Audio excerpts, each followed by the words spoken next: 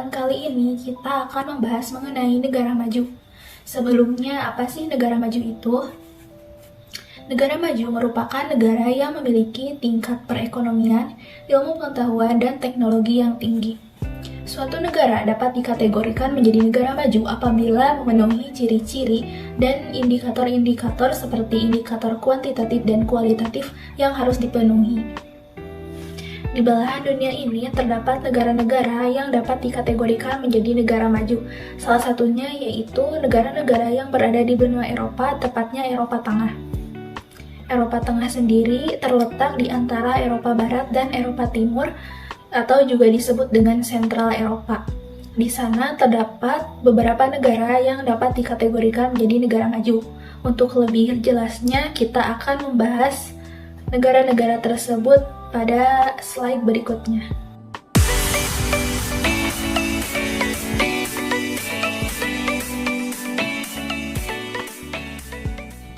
Nah, setelah mengetahui pengertian dari negara maju, selanjutnya kita akan masuk ke pembahasan mengenai negara-negara di Eropa Tengah. Di sini terdapat beberapa negara-negara yang disajikan yang terdapat di Eropa Tengah. Tetapi pembahasan kali ini saya akan membahas dua negara, yaitu Republik Ceko dan Swiss. Simak penjelasan berikutnya ya.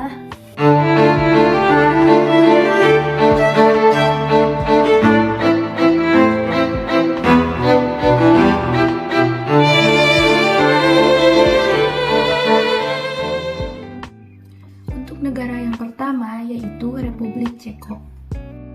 Baik, di sini terdapat gambar bendera Ceko yang berwarna biru, putih, dan merah. Bendera tersebut memiliki makna. Adapun makna dari bendera Ceko itu sendiri yaitu terdapat dua garis horizontal yang menggabungkan warna putih dan merah serta segitiga warna biru. Warna biru menyimbolkan ketekunan dan kewaspadaan. Warna merah menyimbolkan keberanian dan cinta tanah air, sementara warna putih menyimbolkan sifat rakyat Ceko yang jujur dan cinta damai. Selanjutnya ada lambang dari negara Ceko. Lambang dari negara Republik Ceko sendiri menampilkan lambang tiga wilayah historis Ceko. Lambang ini diadopsi pada tahun 1992 dan didesain oleh Jiří Lauda. Lambang Bohemia menampilkan singa putih berekor ganda dengan latar belakang merah. Singa Bohemia ini terdapat pada kuart pertama dan keempat pada perisai besar. Kemudian ada elang bermotif kotak-kotak merah dan putih Moravia ditampilkan dengan latar belakang biru. Antara tahun 1915 dan 1918, elang Moravia bermotif kotak-kotak merah dan emas. Kemudian ada lambang Silesia berupa elang hitam dengan tangkai semanggi di dadanya dengan latar belakang emas. Meskipun hanya sebagian Silesia yang menjadi milik Ceko, sebagian besar Silesia terletak di Polandia. Kemudian juga ada semboyan dari negara Ceko sendiri yaitu Pravda Vitezi yang artinya kebenaran menang. Nah, di sini terdapat peta dari Republik Ceko, yaitu terdapat wilayah-wilayah penting yang tadi disebutkan, yaitu Bohemia, Moravia, dan Silesia. Oke, selanjutnya masuk ke sejarah terbentuknya negara Republik Ceko. Sejarah terbentuknya negara Republik Ceko berawal dari berakhirnya Perang Dunia I. Ceko dan Slovakia dari bekas Kaisaran Austro-Hungaria bergabung untuk membentuk Cekoslovakia, sebuah negara demokrasi parlementer. Selama bertahun-tahun antar perang, setelah menolak sistem federal, para pemimpin negara baru yang didominasi Ceko seringkali disibukkan dengan memenuhi tuntutan yang semakin keras dari etnis minoritas lain di republik ini, terutama Slovakia, Sudeten Jerman, dan Ruthenian atau Ukraina. Menjelang Perang Dunia II, Nazi Jerman menduduki wilayah yang sekarang terdiri dari Ceko dan Slovakia menjadi negara merdeka yang bersekutu dengan Jerman. Setelah perang, Cekoslovakia yang bersatu kembali, namun terpotong atau dikurangi oleh Ruthenia, jatuh ke dalam lingkup pengaruh Soviet ketika Partai Komunis Uni Soviet melancarkan kudeta pada bulan Februari 1948. Pada tahun 1968, invasi oleh sesama pasukan Pakta Warsawa mengakhiri upaya negara tersebut. Para pemimpin untuk meliberalisasi pemerintahan komunis dan menciptakan sosialisme berwajah manusiawi yang mengantarkan pada periode penindasan yang dikenal dengan normalisasi. Revolusi Belugro yang damai berhasil menggulingkan Partai Komunis dari kekuasaannya pada akhir tahun 1989 dan meresmikan kembali pemerintahan demokratis dan ekonomi pasar. Pada tanggal 1 Januari 1993, negara ini menjalani perceraian beludru tanpa kekerasan terhadap dua komponen nasionalnya, Republik Ceko dan Slovakia. Nah, sekarang kita masuk ke kondisi geografis Republik Ceko. Republik Ceko ini beribu kota di Praha. Secara astronomis, negara Ceko terletak pada 48 derajat lintang utara sampai 51 derajat lintang utara dan 12 derajat bujur timur sampai 19 derajat bujur timur dengan luas 78.867 km persegi, serta memiliki batas daratan sebesar 2.046 km dengan negara-negara berikut. Di bagian utara ada Polandia, yaitu 699 km. Di bagian barat ada Jerman dengan 704 km, di bagian timur ada Slovakia dengan 241 km, dan di sebelah selatan ada Austria, yaitu 402 km. Lalu bagaimana sih kondisi topografi dari negara Republik Ceko? Ceko tidak memiliki pantai karena wilayahnya terkurung daratan atau landlocked dan memiliki relief yang beragam. Bohemia di bagian barat terdiri dari dataran perbukitan dan dataran tinggi yang dikelilingi pegunungan rendah. Di Moravia di sebelah timur terdiri dari daratan yang sangat berbukit. Ketinggian rata-rata yaitu 433 meter dengan titik tertinggi berada di puncak Gunung Sniezka dengan ketinggian 1602 meter atau setara dengan 5255 kaki, dan titik terendah yaitu ada di Sungai Labe atau Elbe yaitu 115 meter dengan daerah aliran sungai utama atau drainase di Samudra Atlantik.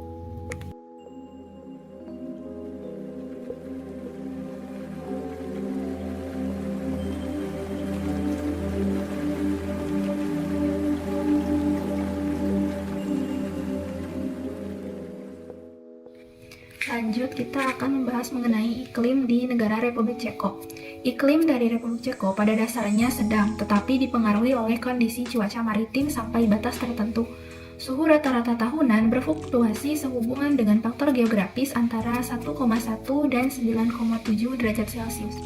Curah hujan atau salju cukup sering terjadi, namun tidak melimpah di sebagian besar wilayah negara ini, yaitu sekitar 400 atau 500 mm, atau setara dengan 15-20 inci per tahun. Nah, untuk penggunaan lahan di Republik Ceko terdapat lahan pertanian sebesar 54,8%, lahan subur 41%, tanaman permanen 1%, padang rumput permanen 12,8%, hutan 34,4%, lahan beririgasi 220 km persegi, dan lahan lainnya sebesar 10,8%. Sedangkan untuk sumber daya alamnya di sana terdapat batu bara, kaolin, tanah liat, grafit, kayu, dan tanah yang subur. Untuk flora dan fauna, World Wide Fund for Nature membagi Republik Ceko menjadi 4 ekoregion. Yang pertama, hutan konifer Pegunungan Karpatia. Pegunungan Karpatia membentang dari perbatasan barat Republik Ceko sampai ke gerbang besi Sungai Danube. Hutan menyediakan habitat bagi populasi besar beruang coklat, lynx, dan serigala, dan juga merupakan rumah terakhir bagi kucing liar dan sarang elang emas. Yang kedua, hutan campuran Eropa Tengah. Hutan campuran Eropa Tengah adalah ekosistem hutan campuran berdaun lebar dan hutan jenis konifera. Terdapat banyak tumbuhan boreal, termasuk cloudberry, pohon birch, kerdil, pinus, cemara, dan spesies tumbuhan Thermophilus. Untuk fauna terdapat kelinci, elang ekor putih, elang tut, bison, lynx, belibis hitam, kucing kolam, dan kucing kutub, serta stepa. Yang ketiga ada hutan campuran Pannonia. Hutan campuran Pannonia termasuk dalam bioma hutan campuran dan berdaun lebar beriklim sedang. Beberapa pohon yang dominan antara lain Turkey oak, Cecil oak, dan Pedunculate oak. Untuk fauna, terdapat serigala, kelinci Eropa, carpelai Eropa, dan reptil seperti Balkan wall lizard dan Orsini viver. Yang keempat, hutan berdaun lebar Eropa Barat. Hutan berdaun lebar di Eropa Barat termasuk dalam bioma hutan berdaun lebar beriklim sedang dan hutan campuran. Ekoregion ini mendukung berbagai macam hewan, terutama spesies burung dan beberapa mamalia. Selanjutnya kita akan membahas mengenai kondisi sosial dari negara Ceko. Untuk penduduk atau etnis, di Ceko sendiri terdapat beberapa etnis. Yang pertama yaitu Ceko 57,3%, Moravia 3,4%, dan etnis lainnya 7,7%, serta ada etnis yang tidak ditentukan yaitu sebesar 31,6%. Data tersebut berdasarkan perkiraan tahun 2021. Kemudian untuk agama di Ceko sendiri mayoritas tidak memiliki agama. Namun di sana terdapat masyarakat yang beragama Katolik Roma sebanyak 7%, penganut lain yang bergabung dalam gereja atau komunitas keagamaan 6%, dan penganut yang tidak terafiliasi dengan komunitas keagamaan 9,1%, tidak ada 47,8%, dan tidak disebutkan sebanyak 40,1%. Kemudian juga ada bahasa. Bahasa di Ceko sendiri terdapat bahasa Ceko yaitu bahasa resmi sebanyak 88,4%, bahasa Slovakia 1,5%, lainnya 2,6%, dan tidak disebutkan sebanyak 7,2%. Nah, untuk ekonomi tercatat pendapatan domestik bruto Republik Ceko pada tahun 2022 menyentuh angka 49.957 US dollar per kapita atau setara dengan 739,36 juta per kapita. Kursnya yaitu 14.800 rupiah. Adapun besaran total PDB-nya mencapai 534,55 juta atau setara dengan 7.904 triliun rupiah. Persentase pertumbuhan PDB secara tahunan pada tahun 2022 Republik Ceko sebesar 2,4%. Angka perdagangan produk dan jasa di Republik Ceko pada tahun 2022 kemarin mencapai 74,8% dari PDB. Angka inflasi di negara tersebut secara tahunan mencapai 15,1% pada tahun 2022. Dan di sisi lain, tercatat total pengangguran berdasarkan estimasi ILO atau International Labour Organization pada tahun 2022 mencapai 2,4% dari total populasinya pada tahun 2022. Selanjutnya, untuk budaya, perlu kita ketahui bahwa negara Republik Ceko ini dijuluki sebagai negeri 1000 kastil. Negara ini memiliki kota dan desa bersejarah.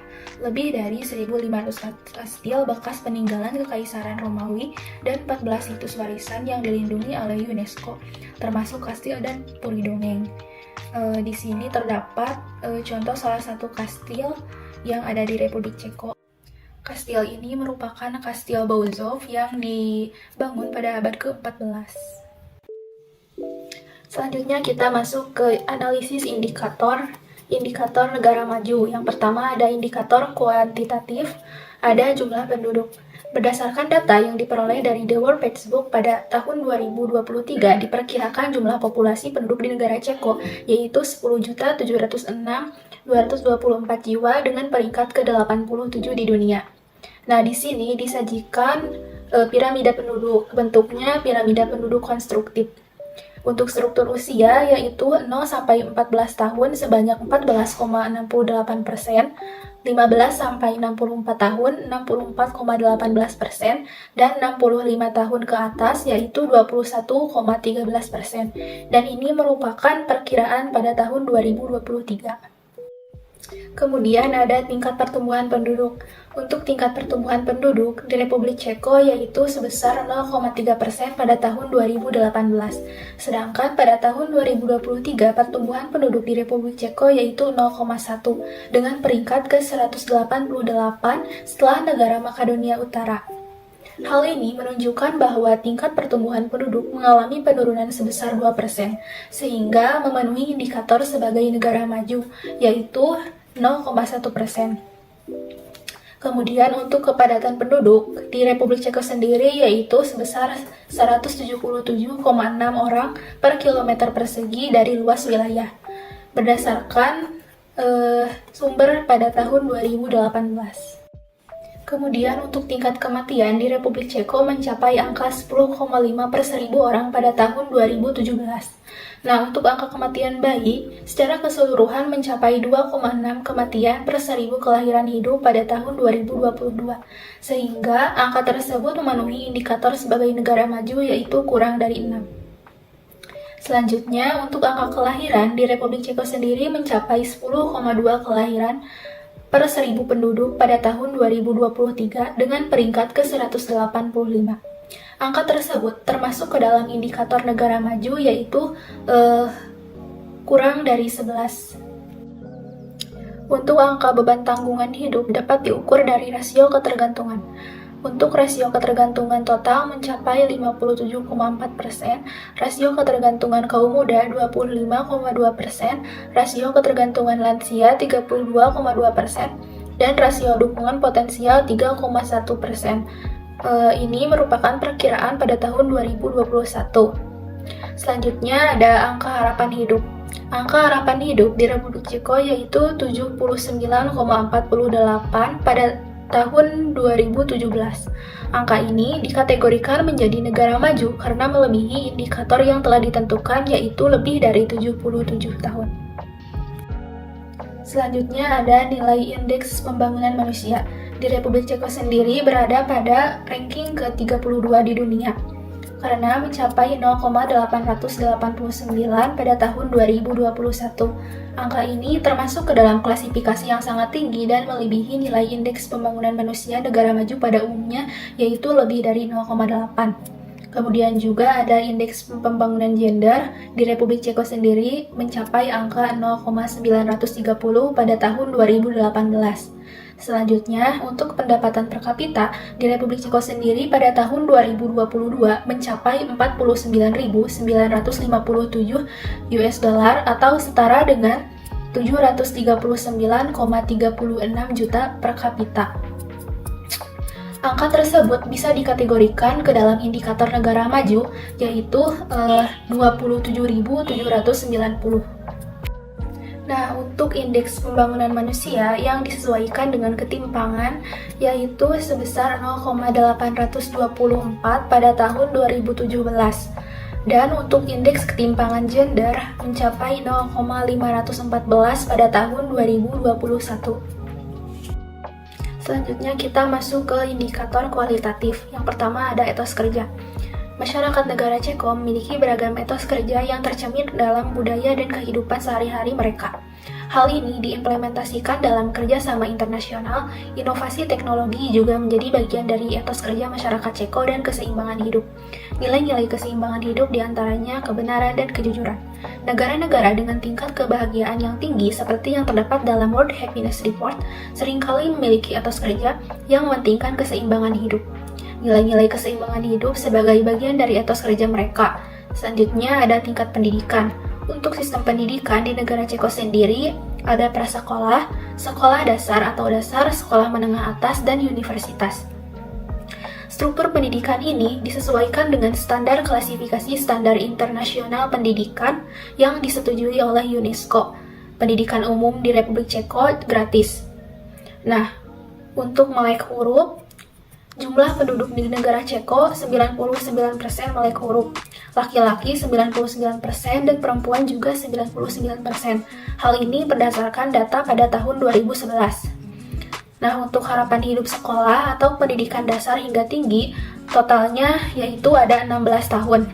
Laki-laki 16 tahun dan perempuan 17 tahun. Hal ini berdasarkan data pada tahun 2020. Kemudian ada mata pencaharian. Penduduk negara Ceko bermata pencaharian di berbagai sektor seperti pertanian atau peternakan, industri, dan jasa. Untuk hasil pertanian diantaranya ada gandum, gulai, bit, susu, barley, rapeseed, kentang, jagung, daging babi, triticale, unggas. Sedangkan dalam sektor industri yaitu kendaraan bermotor, metalurgi, mesin dan peralatan, kaca, serta persenjataan. Negara Ceko juga melakukan kegiatan ekspor dan impor. Adapun komoditas yang diimpor diantaranya mobil dan suku cadang kendaraan, komputer, peralatan penyiaran, mesin dan suku cadang kantor, kabel terisolasi dan dari negara Jerman 27%, Tiongkok 12%, Polandia 9%, Slovakia 5%. Dan untuk komoditas ekspor yaitu mobil dan suku cadang kendaraan, komputer, peralatan penyiaran, mesin dan suku cadang kantor, kabel terisolasi dengan negara tujuan Jerman 31%, Slovakia 7%, Polandia 6%, dan Prancis 5%. Kemudian teknologi. Teknologi di negara Ceko cukup tinggi, terutama dalam teknologi industri. Industri utama di Republik Ceko terdiri dari teknik teknologi tinggi, elektronik, dan pembuatan mesin, produksi baja dan peralatan transportasi seperti otomotif, kereta api, dan ruang angkasa. Salah satu teknologi yang digunakan untuk bunker anti bencana dan teknologi untuk memantau tanaman dan tanah dari udara menggunakan kendaraan udara tanpa awak drone.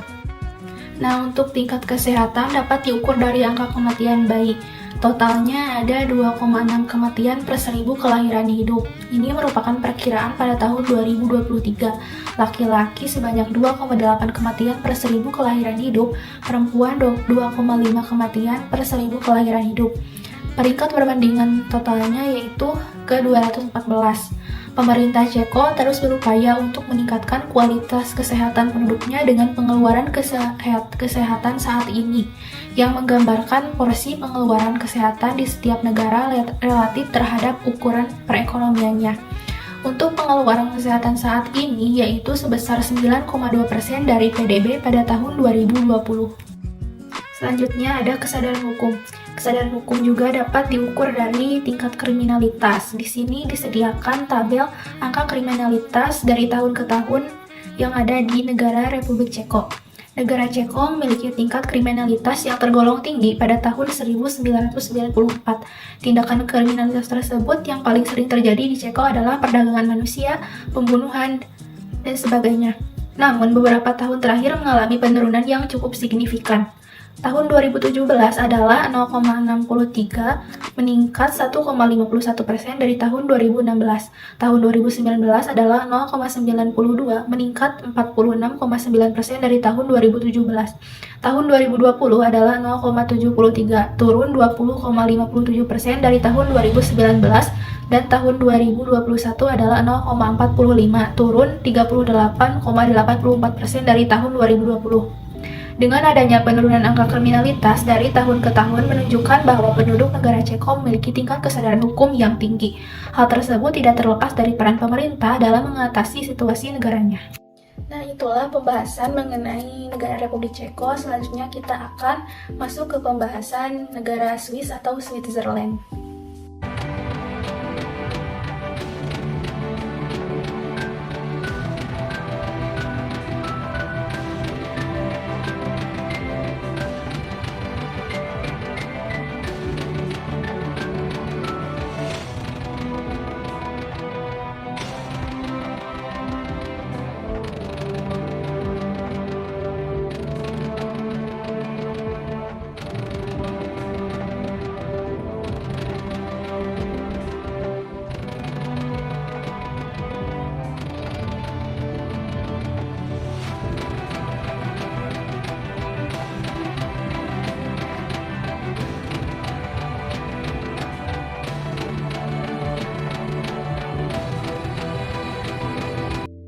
Next, kita masuk ke profil negara Swiss. Negara Swiss ini atau Switzerland beribu kota di Bern dan dengan bentuk pemerintahan Republik Federal. Di sini ada gambar bendera dari negara Swiss. Makna bendera negara Swiss yaitu dengan adanya kotak merah dengan tanda silang putih sama di sisi tebal di tengahnya dan tidak sampai ke tepi bendera. Berbagai legenda abad pertengahan dimaksudkan untuk menggambarkan asal-usul bendera. Sejak abad ke-14, salib putih dengan latar belakang merah telah menjadi lambang tentara Swiss. Ketika Konstitusi Federal Swiss diadopsi pada tahun 1848, salib putih di kotak merah menjadi bendera nasional resmi negara tersebut. Bentuknya yang persegi membedakan dengan bendera lainnya. Bentuk persegi muncul karena lambang militer pada saat itu berbentuk persegi. Pada tahun 1848, bendera merah dengan salib putih secara definitif diabadikan dalam Konstitusi Swiss sebagai lambang nasional negara tersebut. Nah, untuk kondisi geografis, secara astronomis, Swiss terletak di 45 derajat sampai 48 derajat lintang utara dan 5 derajat sampai 11 derajat bujur timur. Negara ini memiliki luas 41.277 km persegi dan berbatasan dengan wilayah berikut. Di bagian utara ada Jerman, di bagian barat dengan Prancis, di bagian timur Austria, dan di bagian selatan Italia. Untuk topografi, seperti apa yang ada di dalam peta, Swiss dibagi menjadi 3 wilayah geografis yang berbeda. Pegunungan Alpen mencakup sekitar 58% wilayah negara, dataran tinggi tengah sekitar 31% dan Jura 11%. Swiss memiliki 48 puncak gunung yang tingginya 4.000 meter atau lebih. Puncak Gunung Matterhorn dan Mount Rosa yang merupakan titik puncak tertinggi di Switzerland. Pondok Monte Rosa berdiri di ketinggian 2.883 meter di atas permukaan laut dan dikelilingi oleh gletser dan puncak pegunungan Alpen Valais yang megah. Meskipun 70% wilayah ini bergunung-gunung, hanya seperempat penduduknya yang tinggal di wilayah tersebut. Graubünden adalah desa tertinggi di Swiss dengan ketinggian 2.126 meter di atas permukaan laut. Negara ini juga dilalui oleh 3 sungai yang terkenal, yaitu Rhone, Rhine, dan Are. Air terjun Rhine adalah air terjun terbesar di Switzerland yang mengalir sepanjang tahun. Nah, untuk iklim di Swiss sangat dipengaruhi oleh pegunungan Alpen dan kedekatannya dengan Samudra Atlantik. Sisi selatan pegunungan Alpen sebagian besar dipengaruhi oleh Laut Mediterania. Swiss memiliki 4 musim yang berbeda. Suhu rata-rata di Swiss pada tahun 1991 sampai 2020 adalah 5,8 derajat Celcius. Untuk rata-rata tahunan di dataran rendah Swiss adalah 8 sampai 12 derajat Celcius. Wilayah ini biasanya memiliki curah hujan tahunan sekitar 2000 mm. Untuk penggunaan lahan dan sumber daya alam, sekitar sepertiga lahan Swiss digunakan untuk produksi pertanian, seperti biji-bijian, pakan ternak, sayuran, buah-buahan, kebun anggur, serta padang rumput. Nah, sekitar 2/3 dari seluruh pertanian menggabungkan budidaya rumput dan biji-bijian, dan budidaya biji-bijian ini memenuhi hampir 4/5 permintaan domestik. Meskipun Swiss memiliki sedikit sumber daya alam, seperti garam adalah salah satunya sumber daya yang ditambang. Untuk flora di Swiss, hutan menutupi sekitar 28% wilayah Swiss dan lebih dari 70% wilayah negaranya merupakan pegunungan. Setiap bagian Swiss yang relatif datar ditutupi hutan. Sebagian besar terdiri dari pohon ek dan beech, serta pohon kastanya di lereng selatan pegunungan Alpen Swiss. Di pegunungan yang lebih tinggi, pohon jenis konifera seperti pinus dan cemara mendominasi. Dataran tinggi ditutupi oleh hamparan rumput dan bunga. Selain spesies krokus, bakung, dan kamomil yang tersebar luas, terdapat tanaman edelweiss, rhododendron, roquefort, dan gentiana yang langka. Untuk fauna, penghuni umumnya dataran Swiss adalah kelinci, burung pegar, ayam hutan, dan rubah. Juga terdapat marmut, serigala, dan beruang. Namun, populasinya lebih kecil di pegunungan, terdapat beberapa jenis burung pemangsa. Mayoritas perairan dihuni oleh bebek, angsa, dan ikan tawar khas Eropa. Selanjutnya, kita masuk ke kondisi sosial budaya dari negara Swiss. Untuk penduduk atau etnis di Swiss, terdapat beberapa etnis. Yang pertama ada Swiss sekitar 69,2%, Prancis 2,1%, Jerman 4,2%, Kosovo 1,1%, Italia 3,2%, Turki 1%, Portugis 2,5%, lainnya 16,7%. Ini merupakan perkiraan pada tahun 2020. Untuk agama, terdapat beberapa agama. Yang pertama yaitu Katolik Roma 34,4%, Protestan 22,5%, Kristen lainnya 5,7%, Muslim 5,4%, lainnya 1,5%, tidak ada 29,4%, dan tidak ditentukan sebanyak 1,1%. Selanjutnya untuk bahasa, Swiss ini memiliki banyak bahasa. Yang pertama terdapat bahasa Jerman sekitar 62,1%, Prancis 22,8%, Italia 8%, Inggris 5,7%, Portugis 3,5%, Albania 3,3%, Serbia, Kroasia 2,3%, Spanyol 2,3%, Romans 0,5%, dan lainnya 7,9%. Lanjut ke budaya. Untuk budaya di Swiss terdapat arsitektur, sastra, ukiran kayu bronze, lukisan, keramik Bernese, kerajinan tangan yang terkenal seperti pembuatan selai, untuk tradisi makanan yang populer seperti cheese fondue, raclette, Iplermagronen, dan rösti. Sedangkan untuk tradisi musik rakyat seperti yodeling, musik Alphorn, dan musik Ländler.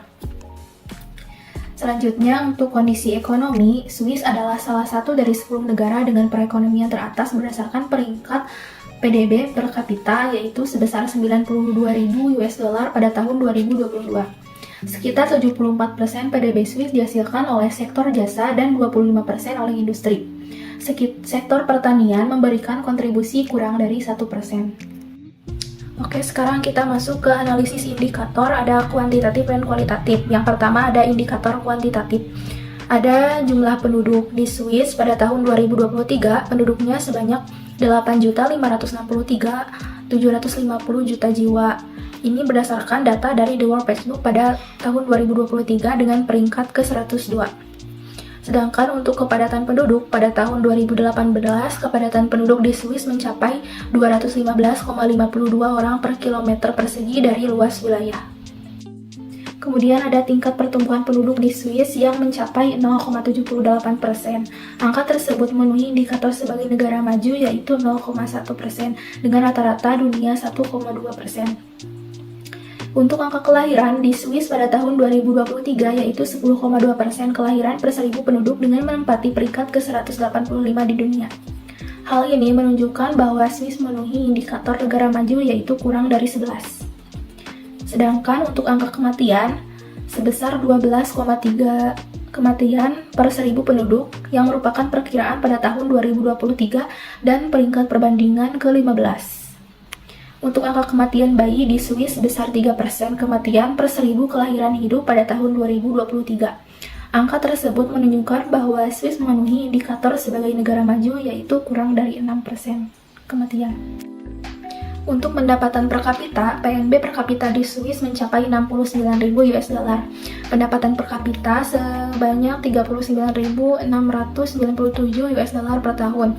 Angka tersebut memenuhi indikator sebagai negara maju yaitu 27.790 US dollar. Untuk beban tanggungan hidup bisa diukur dari rasio ketergantungan. Rasio ketergantungan total yaitu 51,6%, rasio ketergantungan kaum muda 22,8%, rasio ketergantungan lansia yaitu 28,7%, dan rasio dukungan potensial 3,5%. Dan ini merupakan perkiraan pada tahun 2021. Untuk usia harapan hidup di negara Swiss yaitu 83,6% tahun pada tahun 2017.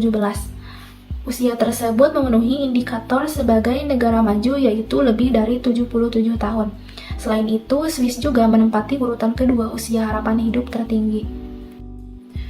Nah, untuk indeks pembangunan manusia, Swiss sendiri memiliki nilai PM sebesar 0,962 dengan kategori sangat tinggi dan juga merupakan ranking pertama di dunia.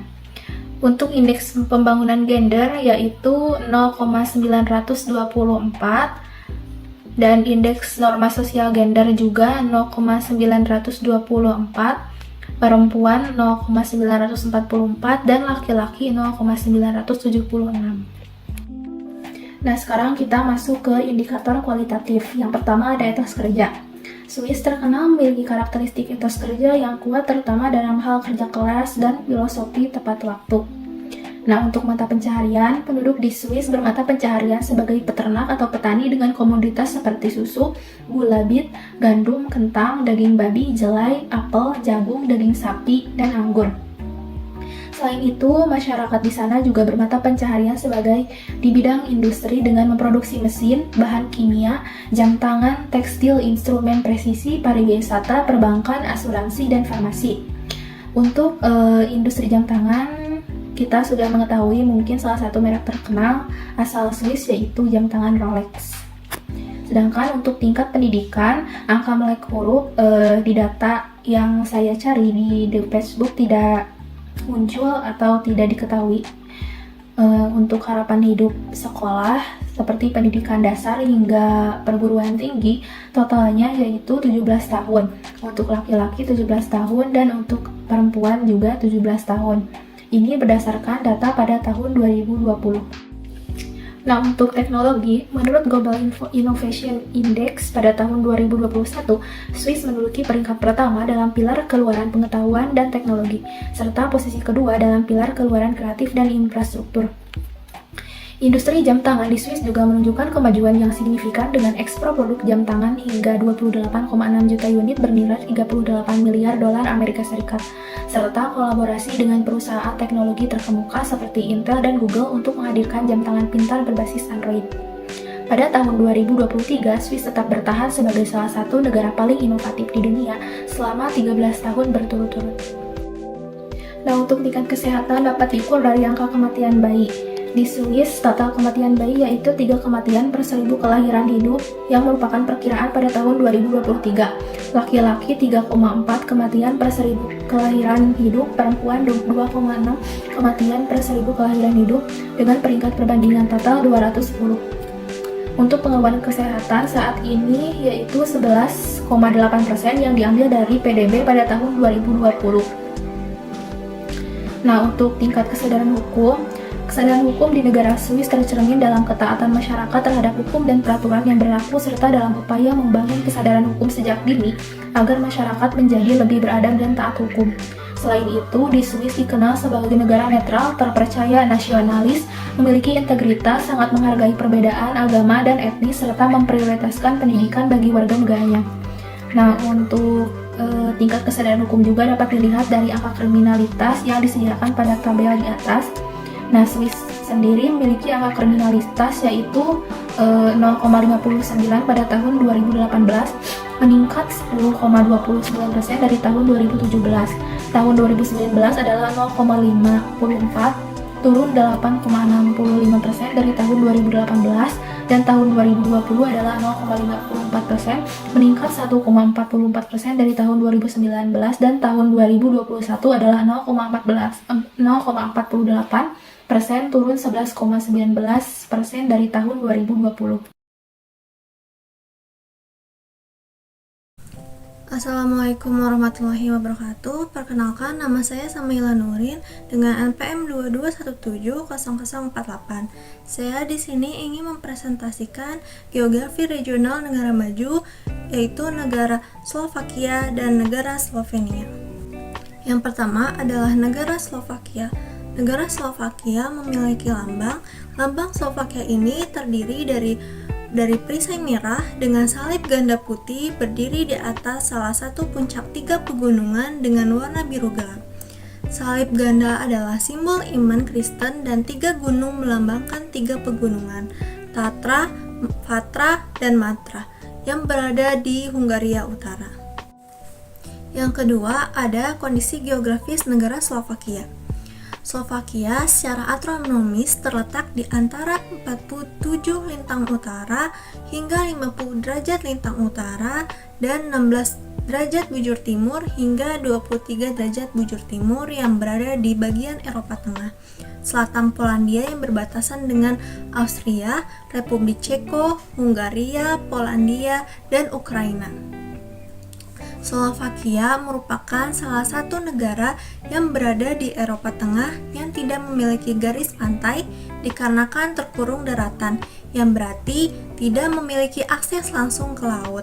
Sebagian besar wilayahnya pegunungan terjal di bagian tengah dan utara serta dataran rendah di selatan, dengan pegunungan Tatra di bagian utara menjadi salah satu ciri khasnya. Slovakia juga memiliki iklim sedang, musim panas yang sejuk, musim dingin yang dingin berawan, dan lembab, karena letak geografisnya di Eropa Tengah.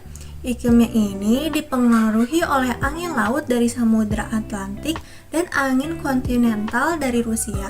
Selain itu, topografi Slovakia ini didominasi oleh pegunungan terjal di bagian tengah dan utara serta dataran rendah di selatan, juga turut mempengaruhi iklimnya. Hal ini menyebabkan variasi suhu yang signifikan antara musim panas dan musim dingin. Selain itu, Slovakia memiliki sebagian besar wilayah yang berawan dan lembab, terutama selama musim dingin. Kondisi ini menciptakan iklim yang cocok untuk kegiatan seperti olahraga dan pariwisata alam. Sedangkan untuk penggunaan lahannya, Slovakia ini memiliki lahan pertanian sebesar 40% yang terdiri dari lahan subur 28,9%, tanaman permanennya 0,4%, padang rumput permanen 10,8%, hutan sebesar 40,2%, serta lainnya 19,7%. Selain itu, Slovakia juga menghasilkan biji besi, biji tembaga, dan mangan secukupnya untuk industri mereka sendiri. Yang ketiga adalah sosial budaya negara Slovakia. Mayoritas penduduk negara ini beretnis Slovakia sekitar 83,8%, dan sebagian besar agamanya yang dianut adalah agama Katolik Roma sekitar 55,8% dari total populasi negara Slovakia.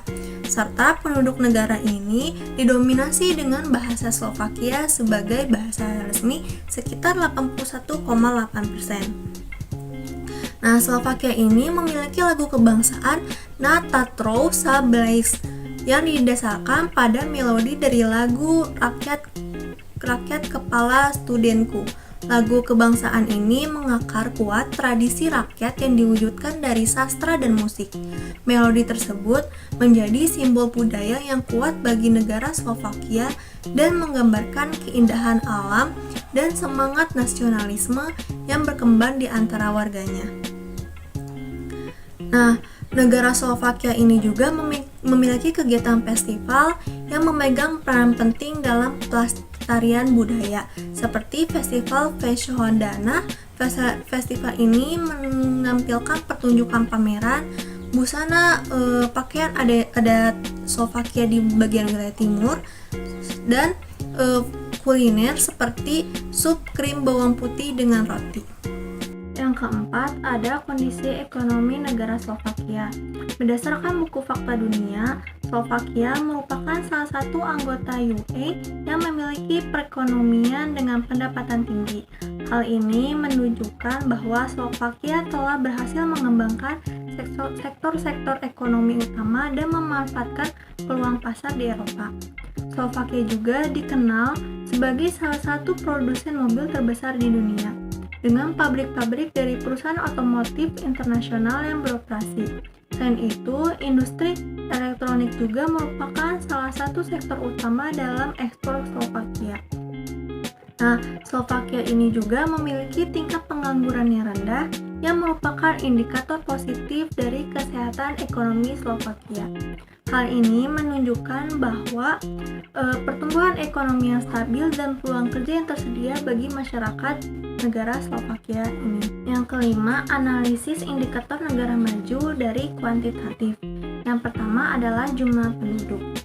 Nah, jumlah penduduk negara Slovakia ini sekitar 5.425.319 perkiraan tahun 2023 dengan peringkat perbandingan 121 dari 237 negara. Sedangkan kepadatan penduduk adalah hasil bagi jumlah penduduk terhadap luas daerah yang dihuni. Kepadatan penduduk negara Slovakia menurut Bank Dunia sekitar 113,29% yang diambil dari data pada tahun 2018. Yang ketiga ada pendapatan per kapita. Pendapatan per kapita di negara Slovakia pada tahun 2019 adalah $7.757.691 yang turun dibandingkan dengan $7.787.139 pada tahun 2018. Pendapatan per kapita paritas daya belinya di Slovakia pada tahun 2019 adalah $21.700 dan ekonomi Slovakia saat ini sedang berada di bawah pertumbuhan yang cepat. Dan mata uang yang digunakan adalah Slovakia Kron. Yang keempat adalah pertumbuhan penduduk. Berdasarkan data Buku Dunia tahun 2023, negara Slovakia memiliki pertumbuhan penduduk sebesar minus 0,13% yang menunjukkan pertumbuhan penduduk di negara Slovakia ini cukup lambat dan berada di urutan 206 berdasarkan tingkat pertumbuhan penduduk. Yang kelima adalah angka kelahiran dan angka kematian. Angka kelahiran membandingkan jumlah rata-rata kelahiran tahunan selama 1 tahun per 1.000 orang dalam populasi pada pertengahan tahun. Menurut buku Fakta Dunia, angka kelahiran negara Slovakia sekitar 10,3 kelahiran per 1.000 penduduk, perkiraan tahun 2023, dengan peringkat 183 dari 228 negara. Sedangkan angka kematiannya rata-ratanya sekitar 11,5 kematian per 1000 penduduk pada tahun 2023 dengan peringkat ke-20 dari 228 negara. Yang selanjutnya adalah angka beban tanggungan hidup. Angka beban tanggungan hidup mendeskripsikan tentang perbandingan jumlah penduduk produktif untuk menanggung penduduk non-produktif. Dalam buku Fakta Dunia tahun 2021, negara Slovakia memiliki total dependensi rasionya sebesar 49,5 dan potensi support rasionya sebesar 3,9 perkiraan tahun 2021. Dan selanjutnya adalah angka harapan hidup. Menurut data dari Bank Dunia, angka harapan hidup di Slovakia adalah sekitar 77 tahun. Angka harapan hidup ini merupakan perkiraan rata-rata tambahan umur yang diharapkan seorang dapat hidup. Angka ini mencerminkan kondisi kesehatan dan faktor-faktor lain yang mempengaruhi umur penduduk suatu negara. Yang selanjutnya adalah analisis UNDP. Yang pertama adalah analisis Indeks Pembangunan Manusia atau HDI. Untuk negara Slovakia sendiri memiliki indeks pembangunan manusianya sekitar 0,848 yang menempatkan negara ini dalam kategori pembangunan manusia yang sangat tinggi, menempatkannya di peringkat 45 dari 191 negara dan wilayah. Antara tahun 1990 dan 2021, nilai IPM Slovakia berubah dari 0,692 menjadi 0,848. Perubahan sebesar 22,5% antara tahun 1990 dan 2021. Angka harapan hidup saat lahir di Slovakia berubah sebesar 4,1 tahun dan rata-rata lama bersekolah berubah sebesar 6,0 tahun dan perkiraan lama-lama bersekolah berubah sebesar 3,0 tahun. GNI per kapita Slovakia berubah sekitar 86,6% antara tahun 1990 dan 2021. Selanjutnya adalah GDI, yaitu Gender Development Index. GDI ini mengukur kesenjangan gender dan pencapaian 3 dimensi dasar pembangunan manusia. Kesehatan yang diukur dengan angka harapan hidup perempuan dan laki-laki saat lahir, pendidikan diukur dengan perkiraan lama sekolah perempuan dan laki-laki untuk anak-anak dan rata-rata lama sekolah perempuan dan laki-laki untuk orang dewasa berusia 25 tahun ke atas, dan penguasaan atas sumber daya ekonomi diukur berdasarkan perkiraan pendapatan yang diperoleh perempuan dan laki-laki. Nah, nilai IPM perempuan per tahun 2021 untuk Slovakia adalah 0,847 dibandingkan dengan laki-laki 0,848, sehingga menghasilkan GDI-nya sebesar 0,999 yang menempatkan di grup pertama. Selanjutnya adalah GSNI, yaitu Gender Social Normal Index, Indeks Norma Sosial Gender. GSNI ini menilai dampak keyakinan sosial terhadap kesetaraan gender dalam 4 dimensi, termasuk integritas politik, pendidikan, ekonomi, dan fisik. Untuk nilai GSNI berkisar antara 0 hingga 1. Nah, nilai GSNI yang lebih tinggi menunjukkan bias yang lebih tinggi terhadap kesetaraan gender dan pemberdayaan perempuan. Untuk Slovakia memiliki nilai indeks norma sosial gendernya sebesar 34,83%. Selanjutnya ada analisis data kualitatif. Yang pertama, etos kerja. Slovakia memiliki beragam etos kerja yang tercermin dalam budaya dan nilai-nilai mereka seperti kerja keras, ketepatan waktu, disiplin, kepatuhan hukum, dan etika sehingga masyarakat Slovakia lebih produktif. Republik Slovakia juga memiliki minggu kerja resmi mengikuti standar Eropa dengan 40 jam seminggu dan 8 jam per hari. Namun banyaknya orang di sektor swasta yang bekerja hingga 10 jam per hari. Nah, hal ini tuh mencerminkan etos kerja yang tinggi di negara Slovakia.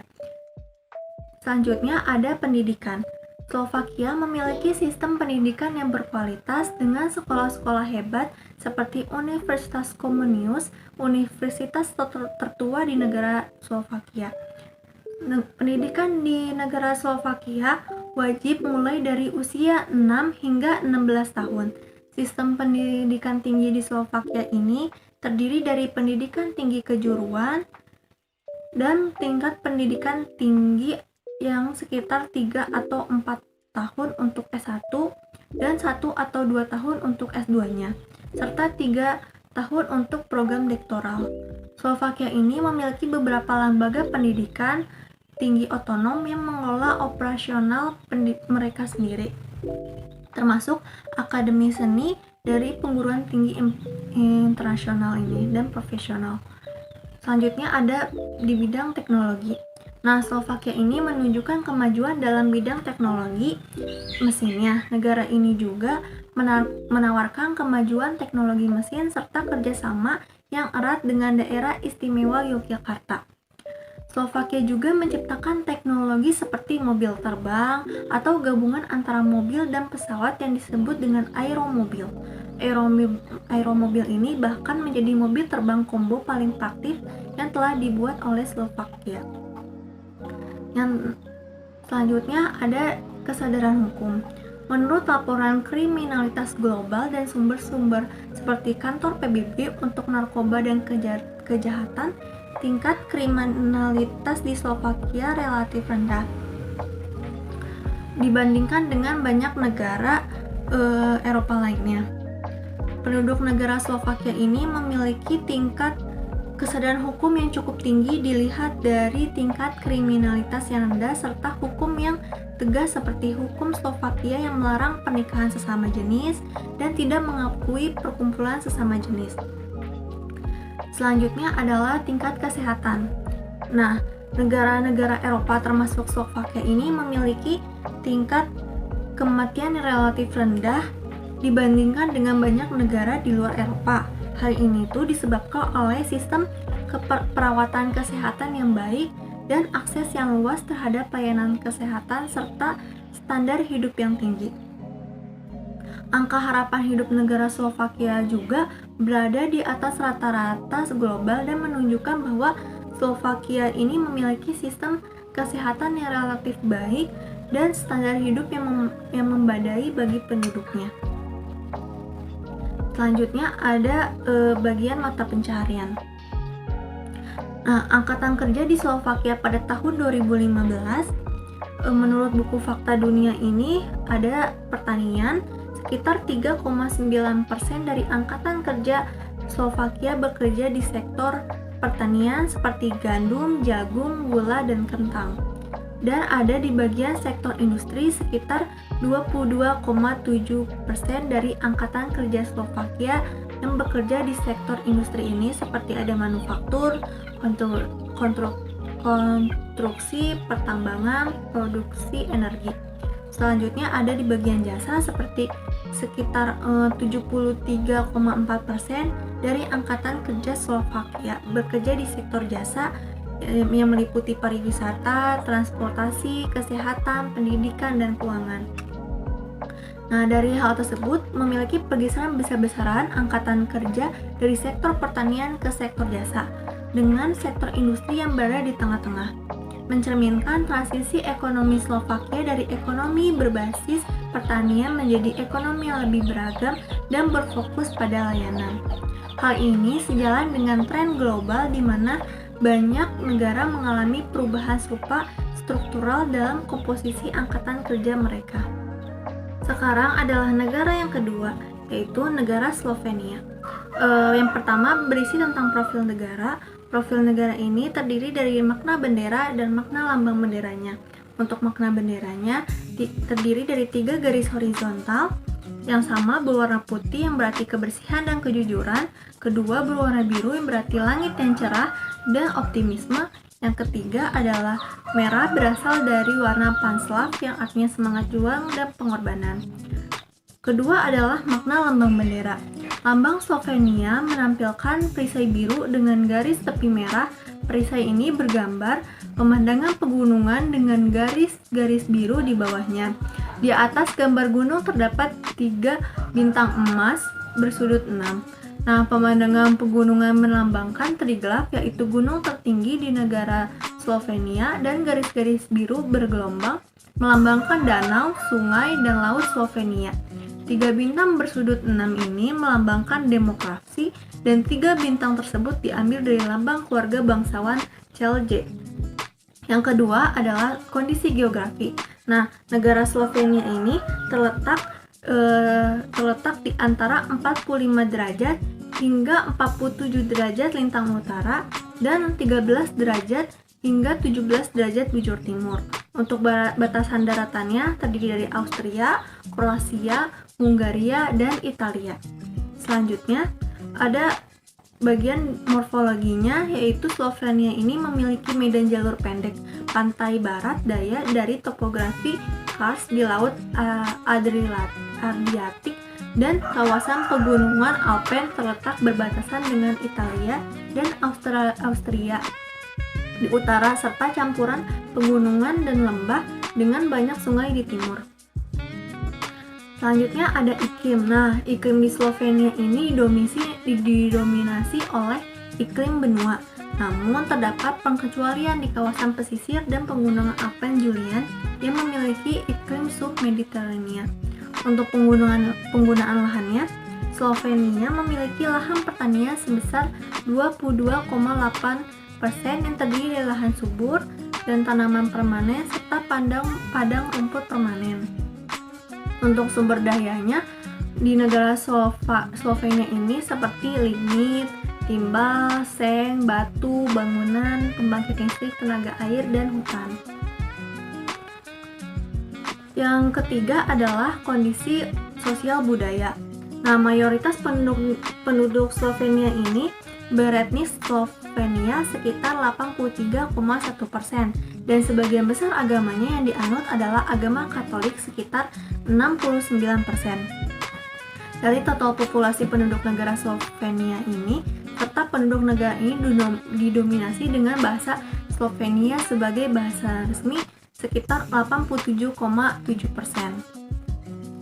Nah, negara Slovenia ini memiliki sejumlah kegiatan festival seperti festival musik, yaitu ada festival musim panas Ljubljana dan festival Lent. Terus juga ada teater, film, kuliner, buku dan anak-anak festival seperti festival stocking panjang pipi. Nah, berlangsung di Slovenia setiap tahun. Hal tersebut memegang peran penting dalam pelestarian budayanya. Terus juga Slovenia ini memiliki warisan arsitektur. Slovenia meliputi 2.500 gereja, 1.000 kastil, dan runtuhan rumah bangsawan, rumah pertanian, bangunan khusus untuk mengerjakan jerami. Sebagian warisan arsitektur tersebut menjadi museum seperti Idrija Kastil. Nah, Slovenia juga memiliki makanan khas yang berada di festival-festival tersebut, seperti makanan potrika sebagai bagian dari sarapan tradisional Paskah Slovenia. Selanjutnya adalah kondisi ekonomi. Untuk kondisi ekonominya, karena Slovenia ini sebagai anggota Uni Eropa merupakan salah satu ekonomi yang berpendapatan tinggi dan tumbuh pesat di kawasan tersebut. Slovenia telah mengalami pertumbuhan yang signifikan dan stabil sejak bergabung dengan Uni Eropa. Pada tahun 2004, sebagai negara dengan pendapatan tinggi, Slovenia memiliki PDB per kapitanya yang relatif tinggi di antara anggota Uni Eropa lainnya. Untuk Slovenia juga memiliki sektor teknologi tinggi dan manufaktur yang berkembang pesat. Berkat inovasi teknologi ini, dapat melakukan penelitian dan pengembangan. Slovenia telah berhasil menarik investasi dalam industri teknologi tinggi seperti teknologi informasi, elektronik, otomotif, dan teknologi hijau. Sektor manufaktur juga tetap menjadi salah satu pilar utama ekonomi Slovenia. Yang selanjutnya ada populasi. Nah, meskipun Slovenia ini adalah salah satu negara yang relatif kecil di Eropa, populasi yang signifikan ini menempatkan sebagai salah satu negara dengan tingkat kepadatan penduduk yang cukup tinggi di wilayah Eropa. Nah, Slovenia ini memiliki 2.099.790 jiwa. Nah, dia itu masuk ke dalam peringkat perbandingan 149. Selanjutnya adalah kepadatan penduduk. Kepadatan penduduk Slovenia ini sekitar 102,64% yang diambil pada data pada tahun 2018. Untuk pertumbuhan penduduknya, menurut buku Fakta Dunia, negara Slovenia memiliki pertumbuhan penduduk sebesar minus 0,08% yang menunjukkan pertumbuhan penduduk di negara Slovenia ini cukup lambat dan berada di urutan 201 berdasarkan tingkat pertumbuhan penduduk. Selanjutnya ada pendapatan per kapita. Nah, untuk pendapatan per kapita Slovenia ini cukup tinggi, sekitar 29.291.040 dolar. Selanjutnya adalah angka kelahiran dan angka kematian. Untuk angka kelahiran itu sekitar 8,1 kelahiran dan angka kematiannya 10,5 kematian. Untuk angka beban tanggungan hidupnya, rasio di antara tersebut ada rasio ketergantungan, totalnya itu sekitar 55,5%. Untuk rasio ketergantungan kaum mudanya 23,6 dan rasio ketergantungan lansianya yaitu 31,9%. Selanjutnya ada angka harapan hidup. Untuk angka harapan hidup ini menurut data dari Bank Dunia, Slovenia ini sekitar 81 tahun. Selanjutnya ada analisis HDI-nya cukup tinggi, sekitar 0,918. Selanjutnya ada etos kerja negara Slovenia. Nah, etos kerja yang baik di Slovenia tercermin dari budaya negara Slovenia yang menekankan pentingnya kerja keras, dedikasi, disiplin, dan produktivitas, dan nilai-nilai sehingga etos kerja masyarakat Slovenia ini cukup tinggi. Selanjutnya adalah teknologi. Nah, di teknologi tadi Slovenia ini merupakan salah satu aspek penting dari negara ini karena Slovenia ini memiliki keunggulan dalam bidang teknologi mesin sehingga mereka menawarkan kemajuan teknologi mesin yang sangat baik. Selanjutnya adalah pendidikan. Slovenia memiliki sistem pendidikan yang mengutamakan ideologi pendidikan sepanjang hayat. Dimulai dari usia dini hingga tua, negara ini menempatkan peringkat pendidikan yang sangat baik, menjadi yang terbaik ke-12 di dunia dan keempat di Uni Eropa. Selanjutnya ada mata pencarian. Nah, untuk mata pencarian negara Slovenia ini ada pertanian sekitar 5,5%, ada industri sekitar 31,2%, dan paling banyak adalah jasa sekitar 63,3%. Untuk kesadaran hukumnya, negara Slovenia ini memiliki kesadaran hukum yang cukup tinggi karena memiliki sistem peradilan yang independen dan kepatuhan yang relatif tinggi terhadap hukum yang dicirikan dari adanya larangan merokok di tempat umum yang tertutup dan lingkungan kerja, merupakan hukum sederhana yang dibuat dan dipatuhi oleh masyarakat tersebut. Untuk yang terakhir adalah kesehatan. Nah, Slovenia ini sebagai negara anggota Uni Eropa memiliki standar indikator kesehatan yang umumnya baik. Tingkat harapan hidup Slovenia juga salah satu indikator kunci kesehatan.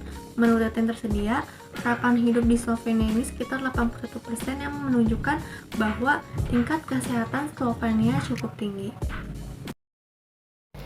Assalamualaikum warahmatullahi wabarakatuh. Halo semuanya, di sini saya akan menjelaskan mengenai kondisi geografis secara umum dari negara Jerman. Kalian tahu kan, negara Jerman, negara yang memiliki bendera berwarna hitam, merah, dan kuning dengan populasi penduduk kurang lebih 84 juta jiwa pada tahun 2023. Negara ini memiliki bentang alam yang bervariasi mulai dari daerah utara, tengah, dan juga selatan. Daerah utara negara Jerman ini memiliki bentang alam yaitu dataran rendah, yaitu sungai, ada sungai Elbe, kemudian Rin, dan juga Weser. Di bagian tengah ada pegunungan Gunung Harz, dan di bagian selatan terdapat pegunungan yang paling tinggi, yaitu pegunungan Alpen Bavaria. Di sana terdapat puncak yang tertinggi di negara Jerman, yaitu puncak Zugspitze. Negara Jerman, jika dilihat dari kondisi sosial dan budayanya, dari 84 juta jiwa penduduknya, 85% diantaranya merupakan etnis Jerman, dan sebagian lainnya merupakan etnis-etnis dari berbagai negara yang ada di dekat Jerman, seperti etnis Turki, Rumania, Suriah, dan juga Polandia. Apakah kalian tahu bahwasannya negara Jerman merupakan salah satu negara maju di Eropa Tengah?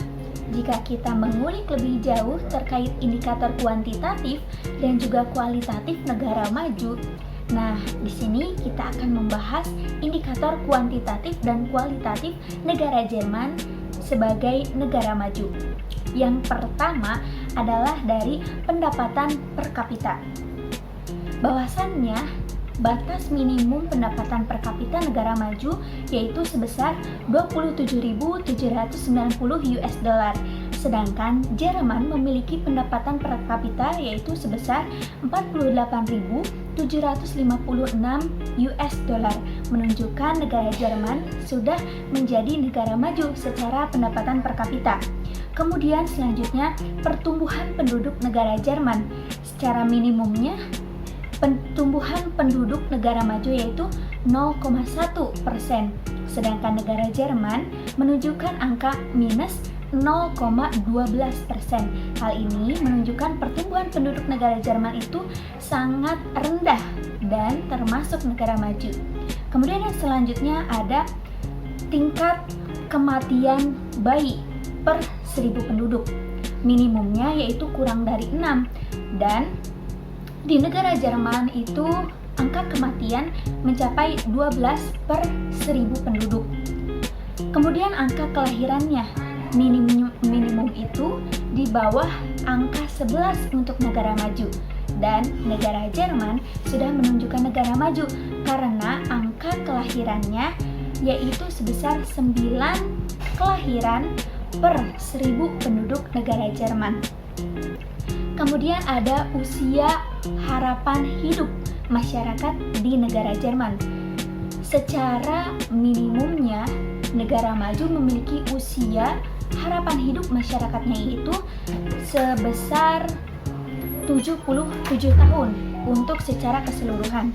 Nah, sedangkan negara Jerman ini secara keseluruhan sudah mencapai 81 tahun untuk usia harapan hidup secara umum, sedangkan untuk perempuan yaitu 84 tahun dan untuk laki-laki yaitu 79 tahun. Hal ini menunjukkan usia harapan hidup masyarakat negara Jerman sudah melebihi batas minimum yaitu lebih dari 77 tahun. Tadi kita sudah membahas indikator kuantitatif negara maju dari negara Jerman. Sekarang kita akan membahas indikator kualitatif negara maju dari negara Jerman, yaitu ada etos kerja. Budaya kerja masyarakat di negara Jerman yaitu dengan prinsip efisien, kemudian juga ketepatan waktu dan profesionalisme dalam bekerja. Kemudian juga kepatuhan aturan dan kepatuhan terhadap prosedur menjadi prioritas dalam pekerjaan yang dilakukan oleh masyarakat di negara Jerman. Kemudian yang selanjutnya adalah dari tingkat pendidikannya. Sudah kita tahu bahwa banyak sekali lulusan-lulusan dari Indonesia yang bersekolah ke Jerman. Salah satunya adalah Presiden ketiga Republik Indonesia, yaitu B.J. Habibie.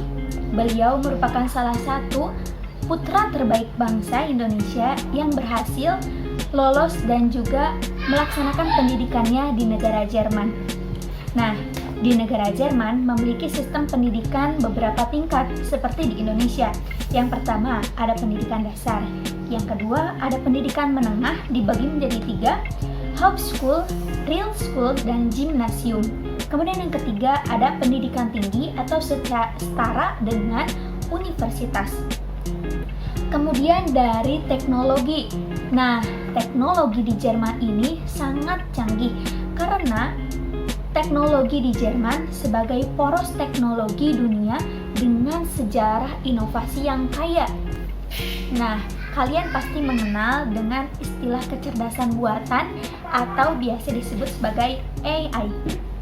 Di Jerman itu sendiri, lebih dari 10% perusahaan sudah menggunakan kecerdasan buatan loh, atau biasa disebut AI. Nah, kecerdasan buatan atau AI ini digunakan oleh perusahaan-perusahaan dari berbagai bidang seperti pajak, industri, dan lain sebagainya. Kemudian, AI ini menyumbang nilai tambah bruto pada industri manufaktur di Jerman, yaitu sebesar 31,8 miliar euro. Nah, kemudian dari segi ekonomi, Jerman ini 98%-nya pemasukan atau pendapatan negaranya didapatkan dari industri. Kemudian, jika dilihat dari segi kesadaran hukumnya, dibuktikan dengan masyarakat yang taat, kemudian tertib peraturan, dan juga pengadilan di Jerman ini memiliki reputasi yang baik di dunia. Karena dengan sistem pengadilan yang baik, kemudian jauh dari kata korupsi, kolusi, dan juga nepotisme. Untuk segi kesehatan, masyarakat di Jerman ini sudah terjamin dengan fasilitas kesehatan yang baik, kemudian asuransi, baik itu asuransi wajib maupun asuransi swasta. Kemudian, hal unik apa saja sih yang menurut saya dapat menarik hati kita semua untuk membahas negara Jerman? Hal yang paling unik yang saya temukan adalah saya kagum dengan sistem transportasi di negara Jerman. Saya melihat beberapa teman saya yang bekerja ke negara Jerman, kemudian juga melihat beberapa influencer, salah satunya Fiersa Besari. Beliau sedang melakukan perjalanan ke negara Jerman, tepatnya di kota Berlin. Beliau juga sangat terpukau dengan negara Jerman yang begitu tertata rapi dari segi transportasi. Nah, hal-hal yang saya dapatkan dari teman saya maupun juga influencer yaitu Fiersa Bersari, yaitu sistem transportasi di Jerman meliputi beberapa hal. Yang pertama, akses transportasinya bisa sampai ke pelosok atau desa-desa yang ada di negara Jerman. Kemudian fasilitasnya lengkap, mulai dari terminal, kemudian juga terdapat aplikasi khusus untuk kita mengakses transportasi. Jadi kita bisa mengetahui dari halte mana yang terdekat dari lokasi kita, kemudian kapan pemberangkatannya, jadwalnya seperti apa, dan bahkan ada istilahnya program untuk membeli tiket selama 1 bulan. Jadi kita tidak perlu membeli tiket sekali naik kita beli tiket, tidak seperti itu, melainkan langsung di pembayaran 1 bulan seperti paket internet yang selalu kita beli 1 bulan sekali. Nah, tiket pun di Jerman seperti itu, tiket transportasi umumnya. Kemudian dari segi yang lainnya itu fenomena aneh yang menurut teman saya itu hal-hal aneh, mungkin dari fenomena geografisnya, yaitu adalah hujan. Hujan di negara Jerman itu berbeda ternyata dengan hujan yang terjadi di negara Indonesia, yaitu hujan di negara Jerman intensitas curah hujannya rendah, tidak begitu deras seperti di negara Indonesia. Yang mungkin apabila kita pernah mempelajari klimatologi, kita pasti tahu bahwasannya negara Jerman ini berada di garis lintang yang mungkin termasuk iklim sedang. Hal itu bisa menjadi salah satu faktor mengapa hujan di negara Jerman memiliki intensitas yang lebih rendah dibandingkan hujan yang terjadi di negara Indonesia yang intensitas curah hujannya itu tinggi. Ya, mungkin cukup sekian penyampaian video dari saya mengenai negara Jerman. Apabila ada kesalahan dan kekhilafan, mohon maaf yang sebesar-besarnya. Terima kasih atas perhatian teman-teman, semoga bermanfaat. See you later. Wassalamualaikum warahmatullahi wabarakatuh. Profil negara Polandia. Negara Polandia itu memiliki ibu kota yang bernama Warsawa dengan bentuk pemerintahan republik parlementer. Makna dari bendera Polandia itu memiliki warna putih yang berada di atas dan warna merah berada di bawah. Warna putih melambangkan arti perdamaian dan warna merah melambangkan arti perjuangan dan keberanian. Ada makna lambang benderanya. Lambang negara Polandia itu berwujud elang putih dalam sebuah perisai berlatar warna merah. Elang ini bermahkota dan memiliki cakar serta paruh berwarna emas. Negara Polandia memiliki kondisi geografis yang terdiri dari letak astronomisnya itu berada di garis lintang 49 derajat lintang utara sampai dengan 55 derajat lintang utara, serta melintang di garis bujur 14 derajat bujur timur sampai 25 derajat bujur timur, dan memiliki batas daratan dengan negara lain. Yang pertama dengan berbatasan dengan negara Belarus, negara Ceko, negara Jerman, negara Lithuania, negara Slovakia. Negara Polandia memiliki topografi yaitu terletak di kawasan Eropa Tengah dengan sebagian besar wilayahnya dataran datar, pegunungan di sepanjang perbatasan selatan. Dan negara Polandia juga memiliki sumber daya alam. Sumber daya alamnya ini beberapa sumber seperti batu bara, belerang, tembaga, gas alam, perak, timah, garam, amber, dan memiliki tanah yang subur. Iklim di negara Polandia ini memiliki kondisi iklim berupa iklim sedang dengan musim dingin yang dingin dan cukup parah dengan curah hujan yang sering, dan musim panas yang sejuk dengan seringnya hujan dan hujan petir.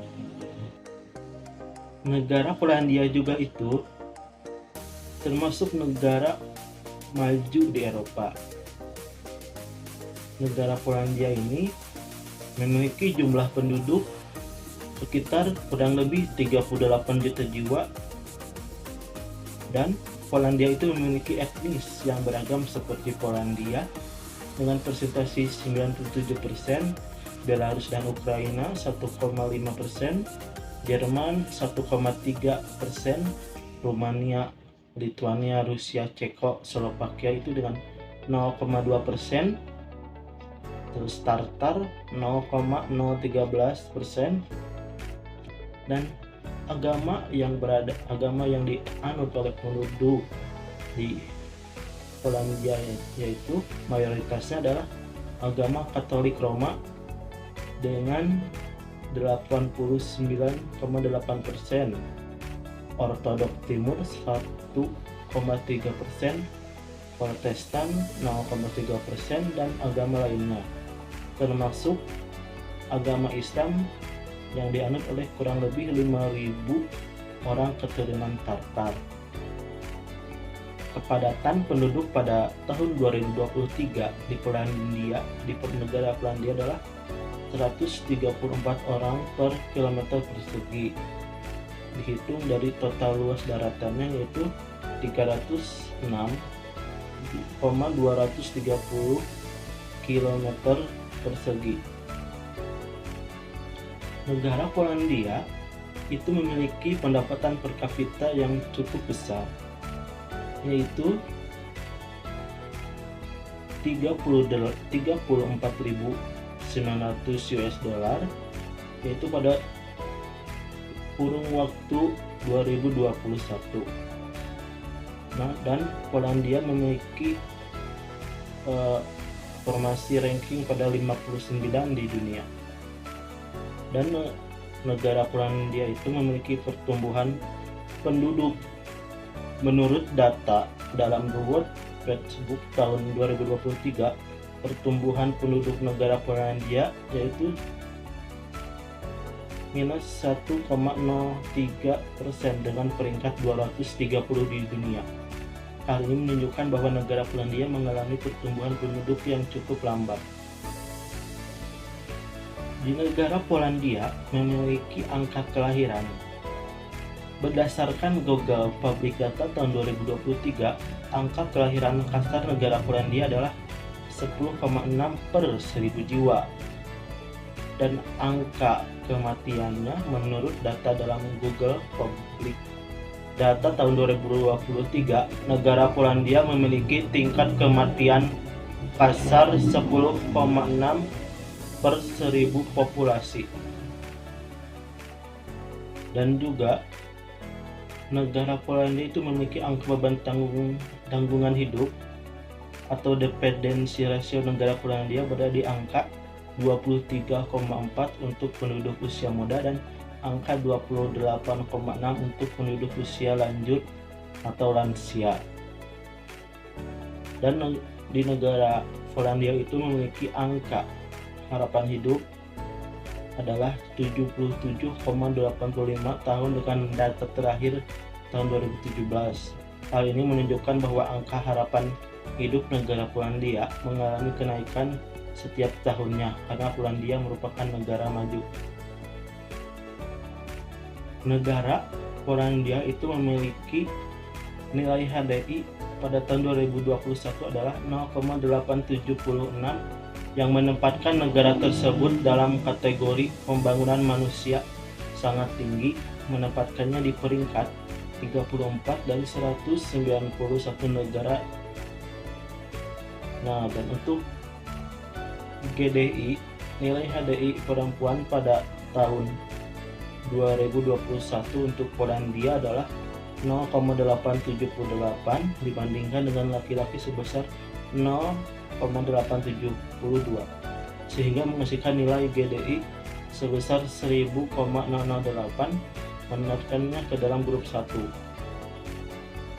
Dan untuk nilai HDI-nya, kerugian Polandia akibat ketimpangan adalah 6,8% yang menurunkan HDI menjadi 0,816 pada tahun 2021.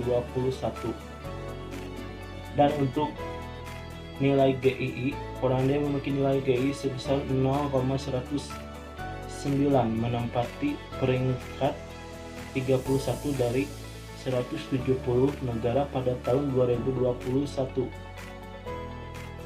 Negara Polandia memiliki etos kerja yang dianggap sebagai relatif tinggi. Orang Polandia dikenal karena kedisiplinan, kerja keras, dan komitmen terhadap pekerjaan mereka. Budaya kerja yang kuat ini tercermin dalam berbagai sektor industri di negara tersebut.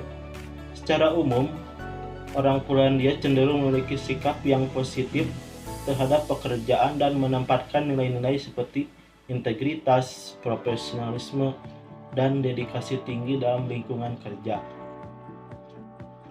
Dan dalam sektor pendidikannya, negara Polandia itu memiliki standar yang tinggi dan kualitas yang baik.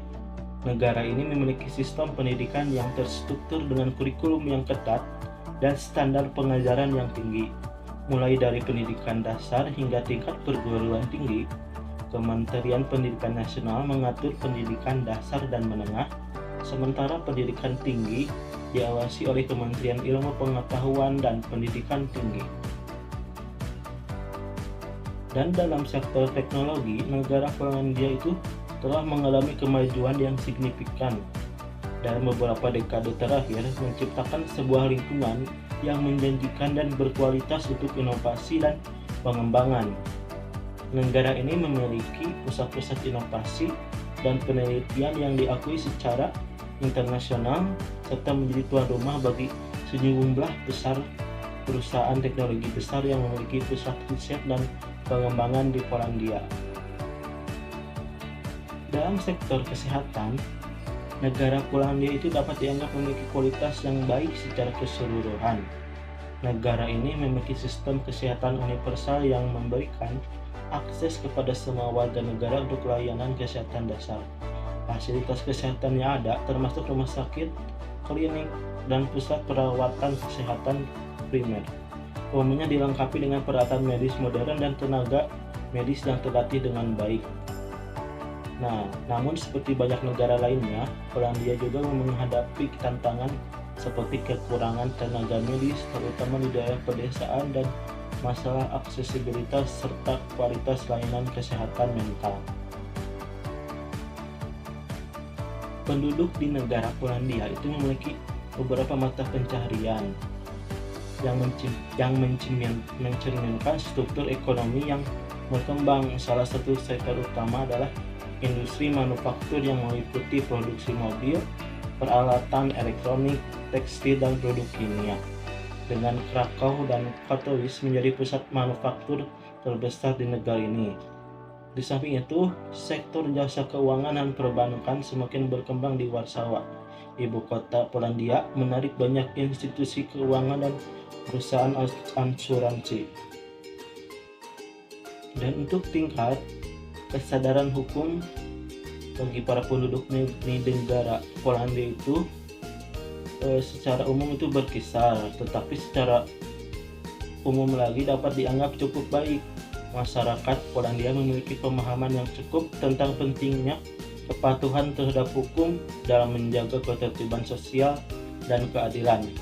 Faktor-faktor seperti pendidikan hukum, budaya kepatuhan, dan partisipasi dalam proses hukum berkontribusi pada tingkat kesadaran hukum di seluruh lapisan masyarakat, terutama di wilayah pedesaan atau di kalangan kelompok sosial yang kurang terlayani. Selain itu, beberapa isu terkait efektivitas dan independensi sistem peradilan juga dapat mempengaruhi tingkat kepercayaan masyarakat terhadap keadilan hukum.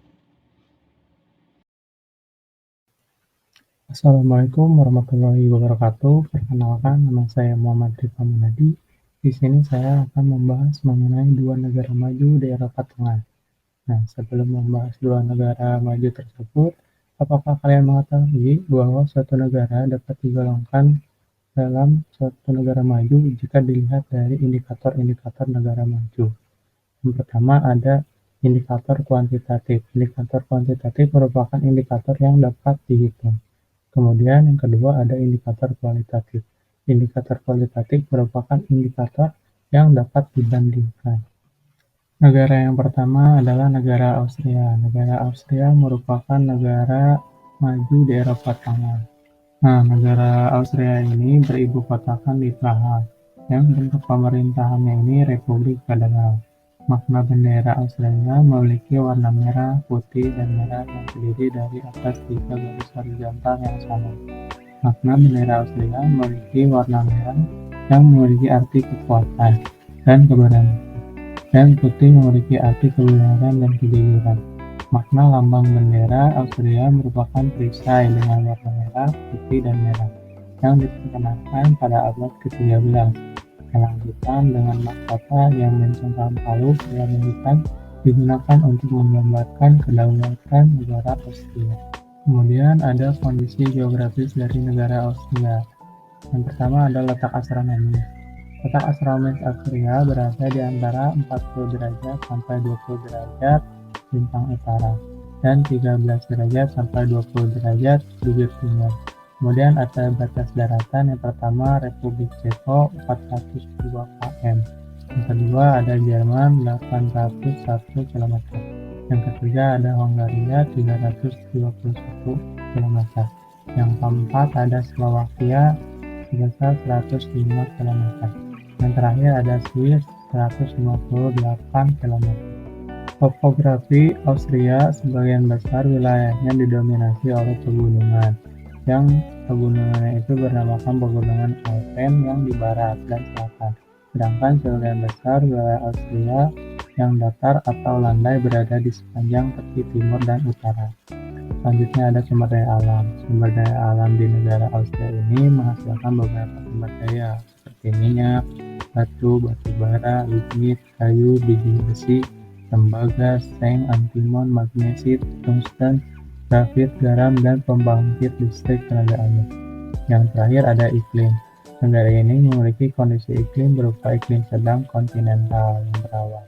Musim dingin yang dingin disertai seringnya hujan dan sedikit salju di daratan yang rendah, dan salju di pegunungan dengan hujan yang sesekali. Selanjutnya ada kondisi sosial budaya.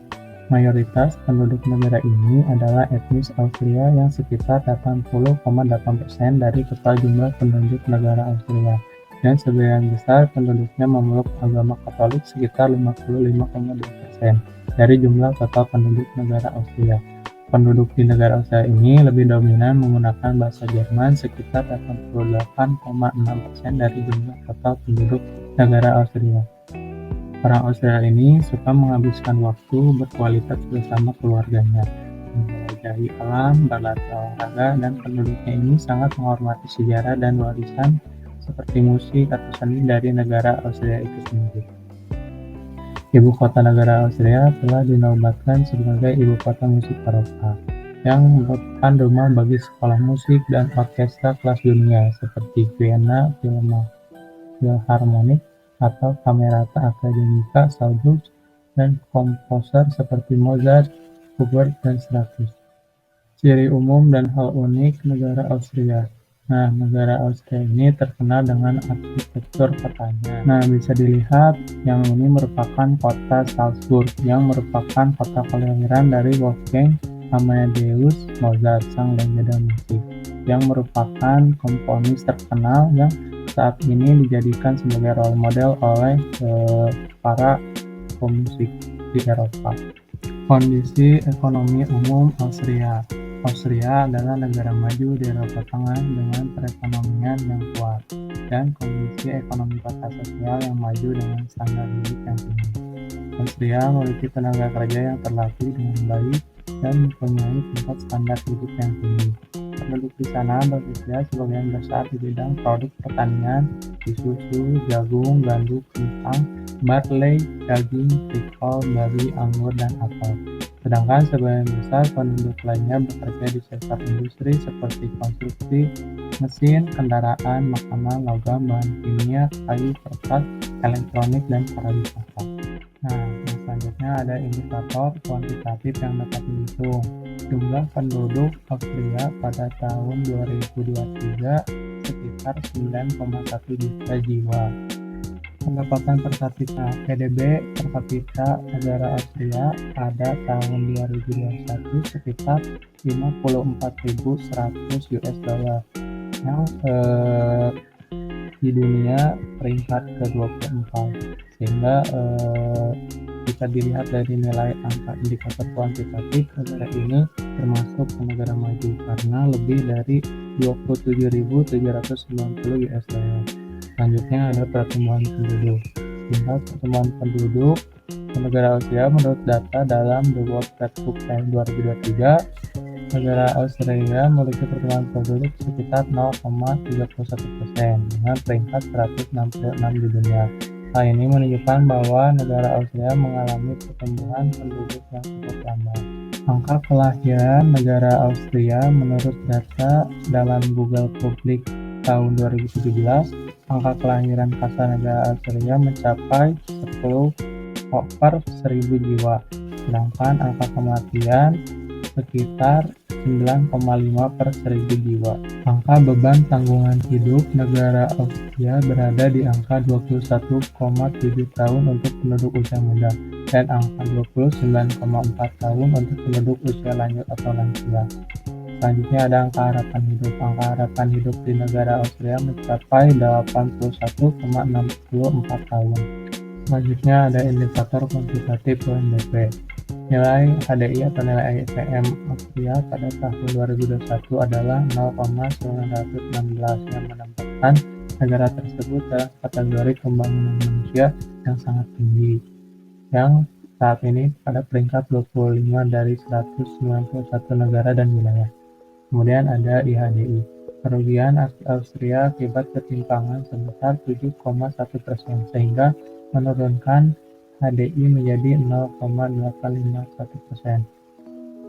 Kemudian ada GDI, nilai IPM perempuan pada tahun 2021. Untuk saat ini Austria adalah 0,906 dibandingkan dengan laki-laki sebesar 0,924, sehingga menghasilkan nilai GDI sebesar 0,980 yang menempatkannya pada grup 1. Kemudian ada nilai GII. Austria memiliki nilai GII sekitar 0,053 yang menempati peringkat 12 dari 170 negara pada tahun 2021. Nah, yang kedua ada indikator kualitatif. Indikator kualitatif merupakan indikator yang bisa dibandingkan. Yang pertama ada etos kerja. Austria memiliki etos kerja yang tinggi dibandingkan dengan beberapa negara lain di Eropa. Penduduk di Austria memiliki karakteristik etos kerja yang mencerminkan nilai formalitas, konservatisme, dan pentingnya hierarki di sebagian besar perusahaan. Mereka juga memiliki keadilan dan ketepatan waktu sebagai nilai-nilai penting dalam bekerja. Negara ini juga menghadapi aging population sehingga membutuhkan banyak tenaga kerja muda dan produktif untuk membantu memenuhi kebutuhan operasional negaranya. Program pemagangan dilakukan dengan Austria untuk melatih peserta magang dalam berbagai sektor pekerjaan seperti teknologi informasi, hospitality, perdagangan, pengelasan, kelistrikan, dan lain-lainnya. Pendidikan.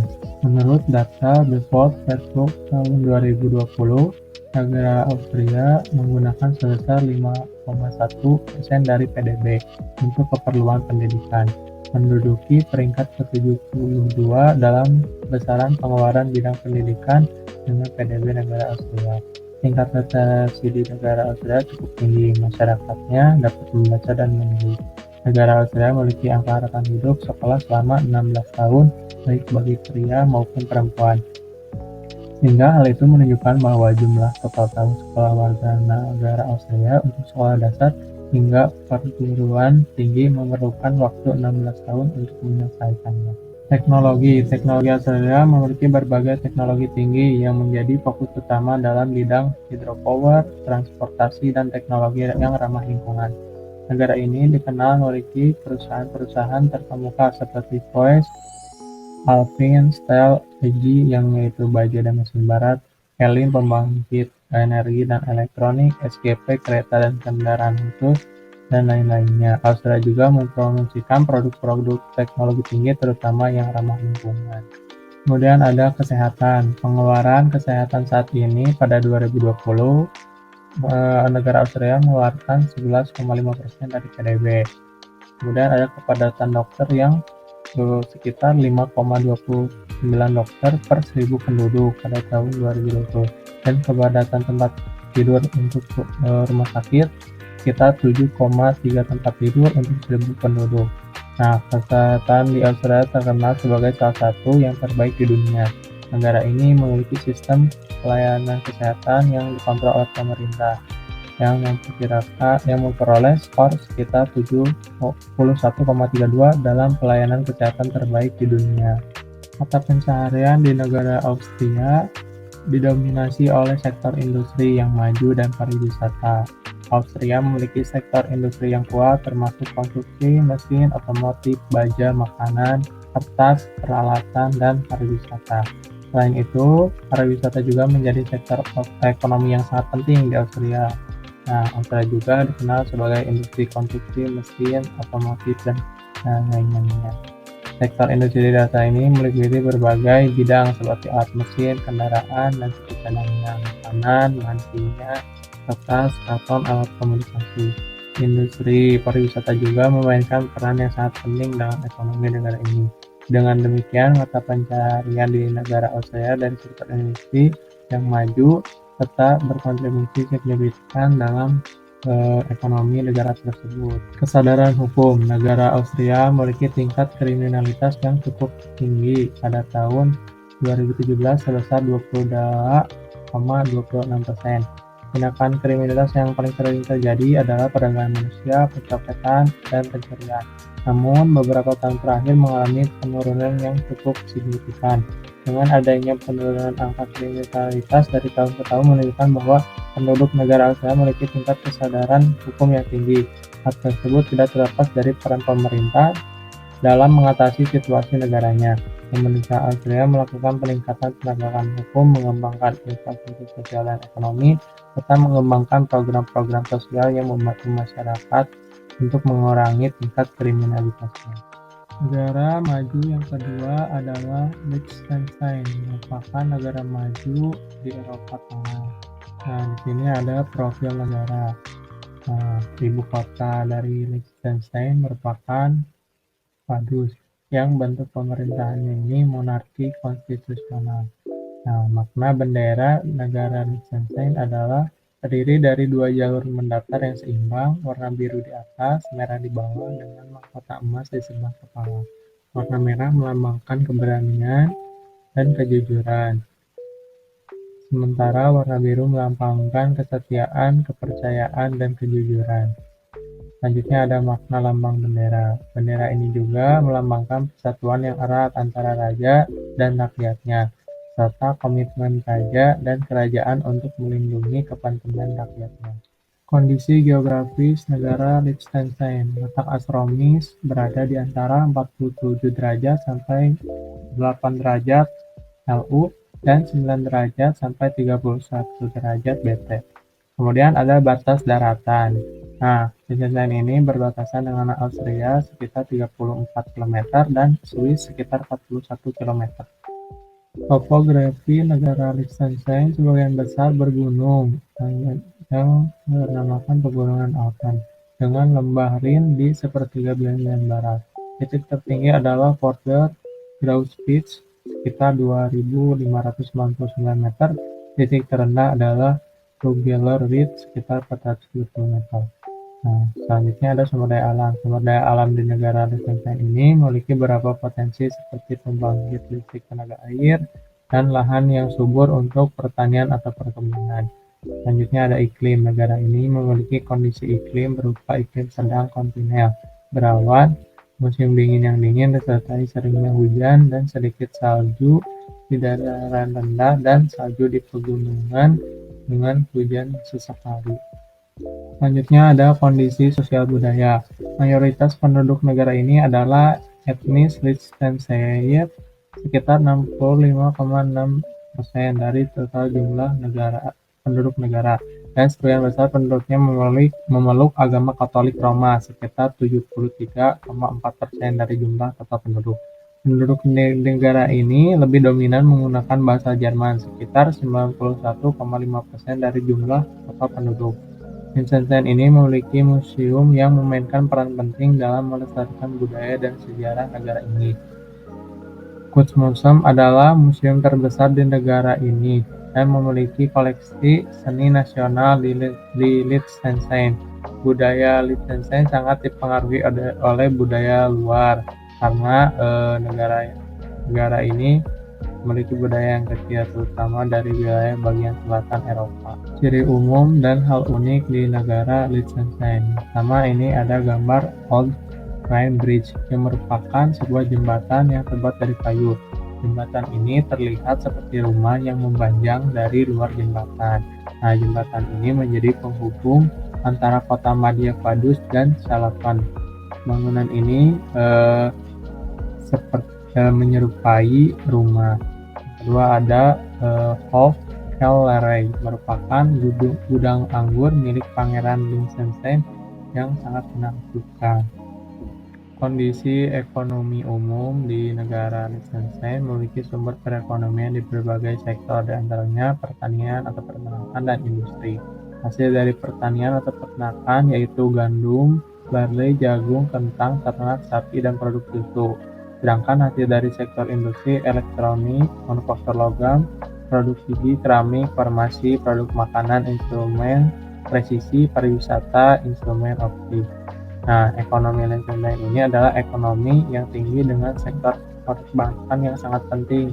Negara ini memiliki sistem pajak yang rendah yang telah mendorong pertumbuhan ekonomi yang sangat baik, sehingga negara Liechtenstein saat ini merupakan negara ekonomi Eropa yang berpenghasilan tinggi dengan salah satu PDB per kapita tertinggi di dunia. Nah, selanjutnya ada indikator kuantitatif. Yang pertama ada jumlah penduduk dan kepadatan penduduk. Liechtenstein merupakan negara kecil dengan luas wilayah yang sangat terbatas. Negara ini memiliki jumlah penduduk yang menurut data World Factbook pada tahun 2023 sekitar 39.993 orang, dengan kepadatan penduduk di negara ini yang sangat tinggi sekitar 125 orang per kilometer persegi. Dengan demikian, jumlah penduduk dan kepadatan penduduk Liechtenstein menunjukkan bahwa negara ini memiliki populasi yang terbatas dan tinggi, yang menjadikan negara ini salah satu negara dengan populasi terkecil di Eropa. Pendapatan per kapita. PDB real per kapita Liechtenstein pada tahun 2009 mencapai 139.100 US dollar yang memiliki peringkat 1 di dunia. Nah, kemudian ada pertumbuhan penduduk atau population growth rate yang menurut data World Factbook pada tahun 2023 pertumbuhan penduduk negara Liechtenstein mencapai 0,7% dengan peringkat 127 di dunia. Hal ini menunjukkan bahwa negara Liechtenstein mengalami pertumbuhan penduduk yang sangat lambat.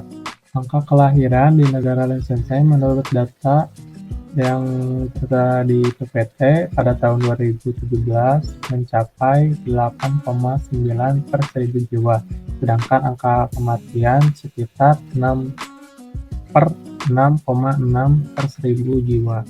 Angka beban tanggungan atau definisi rasio negara Liechtenstein berada di angka 21,8% untuk penduduk usia muda dan angka 28,3% untuk penduduk usia lanjut atau lansia. Sedangkan angka harapan hidupnya negara Liechtenstein adalah 82,26 tahun dengan data terakhir tahun 2017. Hal ini menunjukkan bahwa angka harapan hidup di negara Liechtenstein mengalami kenaikan setiap tahunnya dengan statusnya sebagai negara maju. Selanjutnya ada indikator kuantitatif UNDP.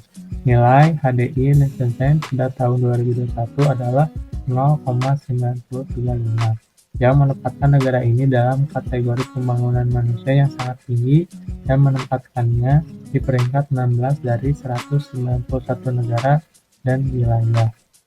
Kemudian ada indikator kualitatif. Yang pertama ada etos kerja.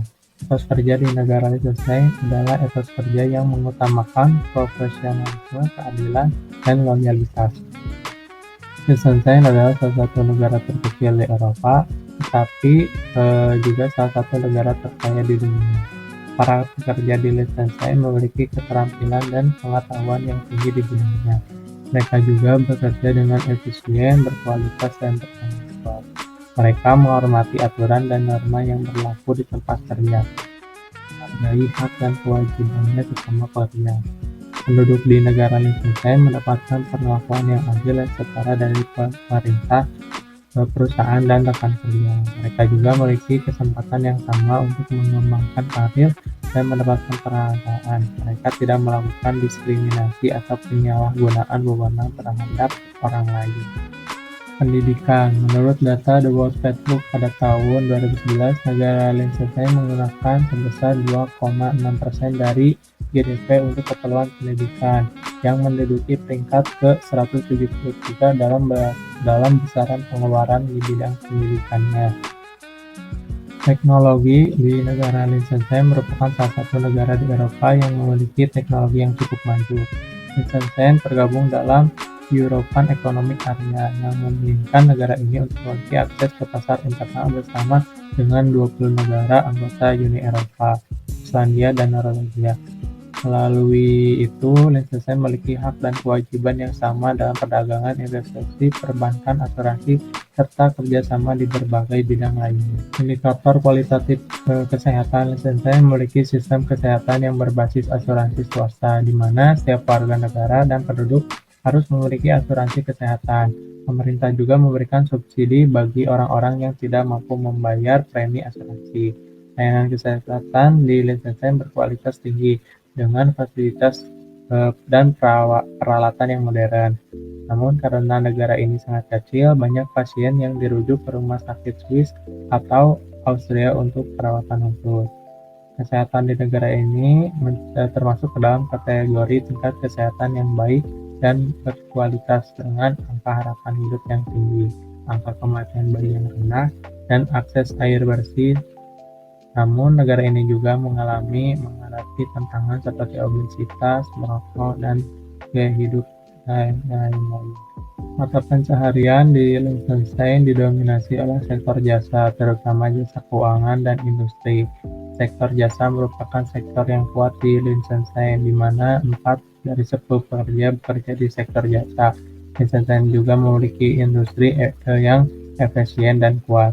Liechtenstein memiliki ketergantungan yang tinggi pada sektor jasa, terutama pada jasa keuangan dan industri. Sebagian kecil dari perekonomian Liechtenstein berasal dari sektor pertanian. Dan yang terakhir ada indikator kualitatif menurut kesadaran hukum. Nah, jika dilihat dari tabel tersebut, negara Liechtenstein merupakan salah satu negara dengan tingkat kesadaran hukum yang tinggi dan sistem keamanan yang kuat. Hal itu dipengaruhi oleh negara yang sangat mensupport warganya untuk berkembang, sehingga kejahatan di negara ini sangat kecil. Sekian pembahasan dua negara maju di Eropa Tengah ini. Maaf jika ada salah kata. Wassalamualaikum warahmatullahi wabarakatuh.